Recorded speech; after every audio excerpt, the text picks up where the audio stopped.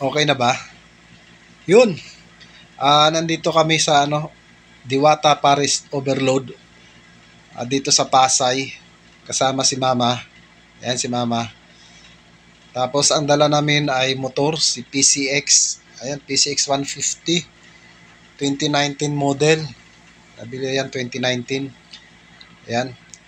Tapos dito maraming mga nakaparada.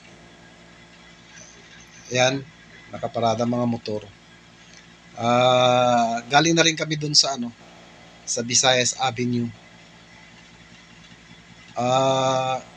Sarado kasi kahapon sila, nag soft opening. Tapos ngayon dito, ayan, marami rin kumakain, kaso lang wala pa si Diwata kaya hindi nagkakagulo yung mga tao. Ayan, tignan natin dun sa labas. Ano, may mga kumakain din pero hindi kagaya nung pumunta kasi kami dito,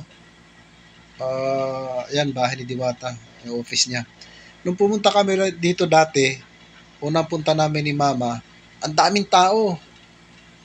Hindi kami kasi ang haba ng pila eh. Ang haba ng pila, hindi kami nakakain. Ngayon, pumunta na naman kami, wala ngang pila, marami lang kumakain. Ayan, Diwata Paris Overload. Oh, sarap ng manok.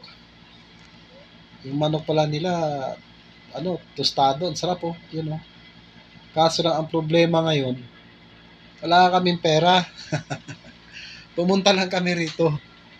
Dumalaw lang, tinignan namin kasi dumaan kami doon sa Visayas Avenue, yung niya roon, yung branch niya, dinaanan namin sarado.